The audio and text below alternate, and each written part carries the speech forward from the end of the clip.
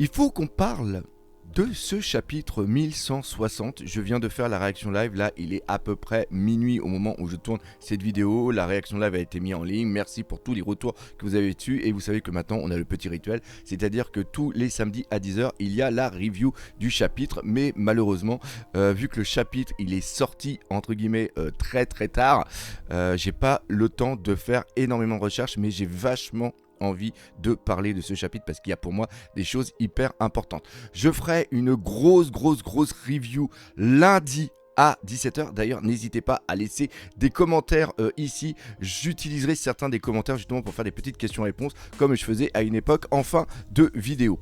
Ce chapitre 1160, comme je l'ai dit durant la réaction live, c'est un chapitre qui annonce la deuxième partie de tome. Donc là, on va avoir une sorte de base au niveau de la hype. Le chapitre précédent était un chapitre de milieu de tome. On avait l'arrivée de tous les événements de God Valley avec une grosse révélation que Xebec fait partie de la famille des Davy. Et là, en gros, on a le début, l'introduction des événements de God Valley qui sont absolument incroyables. Alors là aussi, je vais déjà faire une petite mise au point par rapport à certains commentaires. Et Shiroda a dit il y a très longtemps qu'il allait mettre en place une bataille qui ferait passer ce qui se passe au niveau de Marineford pour une bataille de bac à sable. Ce n'est pas ici.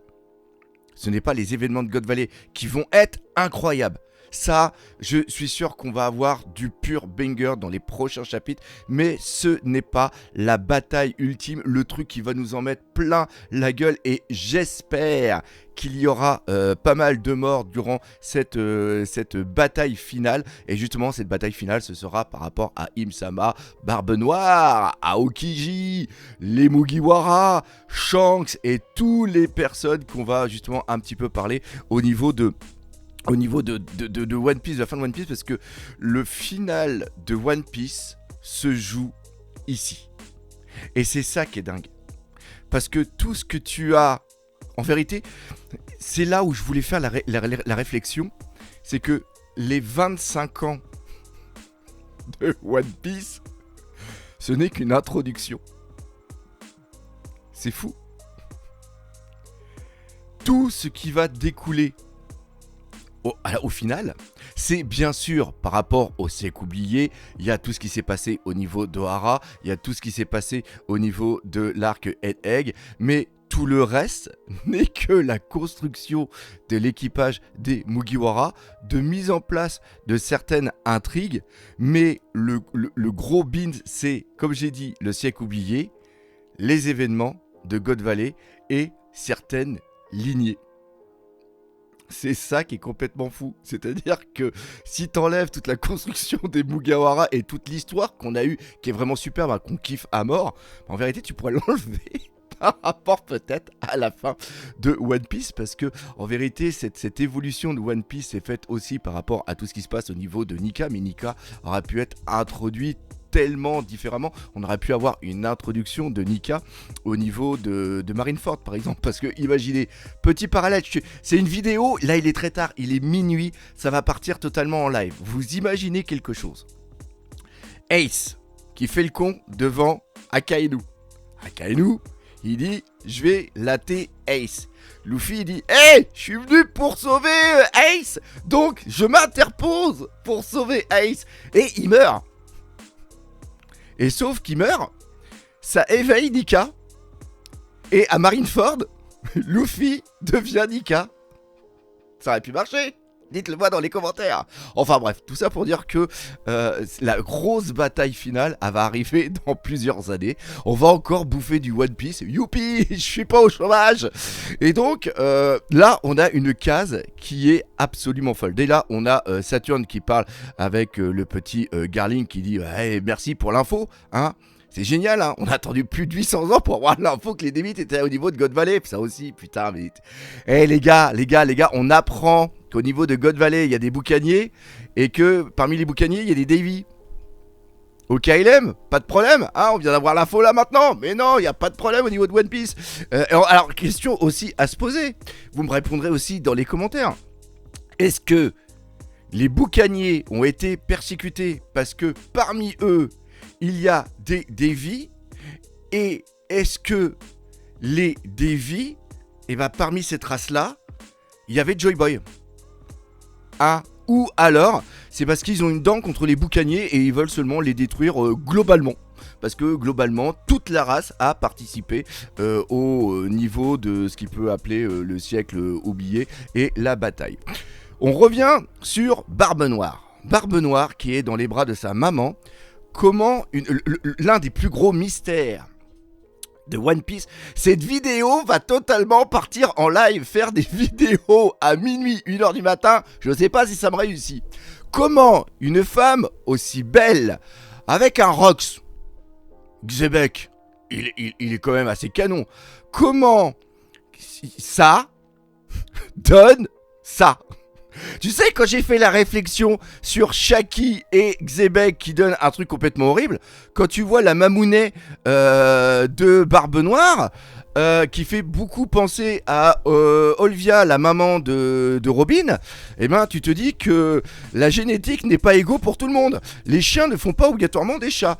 Et ce qui est le plus important, parce qu'on va y arriver sur ce qui est le plus important, c'est aux yeux de Barbe Noire, il y a les dragons célestes qui sont des véritables démons. C'est-à-dire que, aux yeux, comme l'avait dit Corazon par rapport à l'eau, ne dis jamais que tu es un Di, parce que les Di, par rapport aux dragons célestes, sont considérés comme étant les démons. Sauf que là, on voit les démons.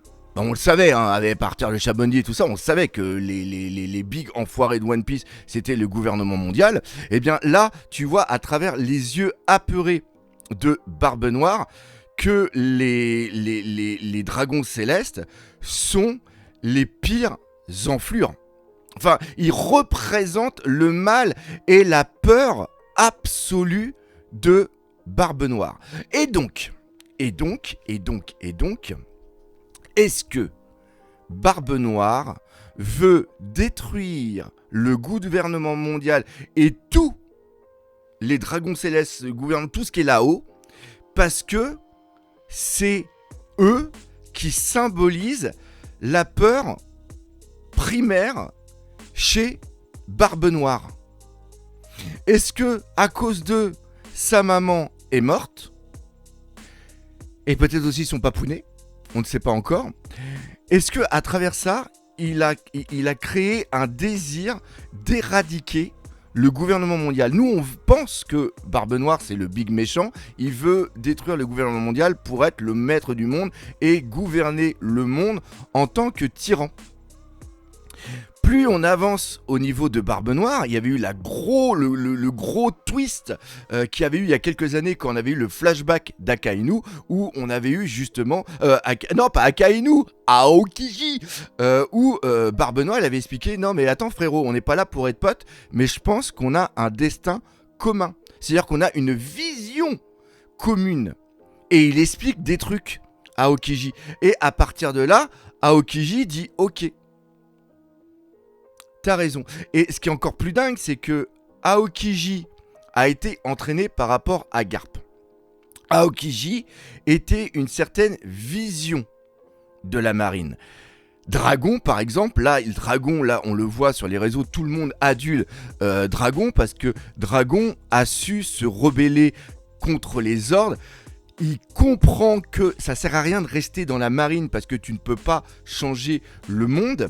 Et à travers ça, Garp, lui, c'est carrément autre chose. Et l'enfant spirituel de Garp, c'est Aokiji. Et Aokiji, par rapport à Marineford et ce qui se passe après, quand il y a le combat contre Akainu, il se dit, ok, si moi, je ne peux pas être dans la marine pour justement protéger les peuples, eh bien, il y a moyen de protéger les peuples autrement. Et en écoutant Barbe Noire, le projet de Barbe Noire, eh bien, tout compte fait, maintenant, peut-être que Aokiji reste dans l'équipage de Barbe Noire et n'est pas un espion du Sword. Il y a aussi le rôle de la marine. Comment peut-on être un marine quand il se passe les événements de God Valley? Encore une fois, vous savez mon opinion que j'ai sur la marine. Il devient de plus en plus discutable et dur de pouvoir trouver des bons côtés au niveau de la marine. Il y a des gens comme Fujitora qui justement est cette justice qui est pour le peuple. On l'a vu au niveau de ce qui s'est passé au niveau de Dressrosa. Garp, je me pose vraiment des questions. Le futur de Garp, ma future vision de Garp va vraiment être par rapport à ce qui va se passer au niveau de God Valley et intrinsèquement par rapport à la mentalité d'Ishiroda, il est absolument impossible que Garp soit un personnage mauvais.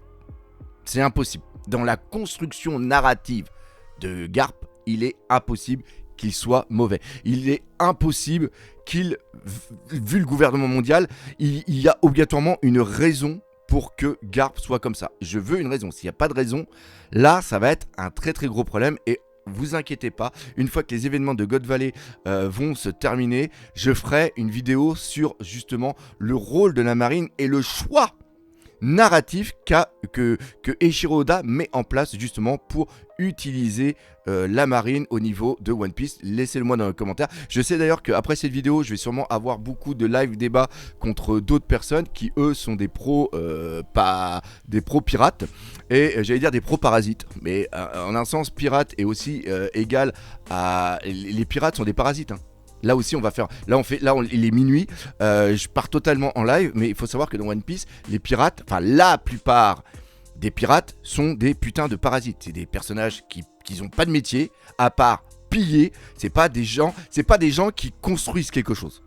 C'est des gens qui détruisent. Après c'est comme le bon et le mauvais chasseur. Mais là c'est beaucoup plus facile. Alors le mauvais pirate, il arrive sur une île, il pille, et il se casse. Le bon pirate, il arrive sur une île, il voit les populations, il pose son drapeau et il dit « Je vais vous protéger ». Et à partir de là, je vous protège. Les autres pirates, les parasites, bêta, voire même alpha, ne peuvent pas venir parce que vous m'appartenez à travers mon pavillon. On a vu ça par exemple avec Barbe Blanche et on a vu ça aussi avec Shanks. Et on voit aussi ça avec les Mugiwara parce que l'île des hommes poissons maintenant est sous le drapeau des Mugiwara. Parce qu'avant c'était au tout début c'était Barbe Blanche. Quand Barbe Blanche est mort, après c'est devenu comment s'appelle Big Mom. D'ailleurs on a même vu qu'au moment où Barbe Blanche est mort, la plupart des pirates sont venus dans les territoires de Barbe Blanche pour tout piller et tout prendre. On a eu un Barbe Brune qui a fait ça. Ça aussi, les gens, ils ont tendance à oublier que les pirates, autant que certains de la marine, c'est des gros fils de chiens. Mais ça, pareil, on fera une vidéo plus tard. Et les commentaires, sinon, ils sont là pour ça. Tout ça pour dire que, en cette première page, on a des éléments importants. Déjà, Barbe Noire fait partie des boucaniers et les Devi sont des boucaniers.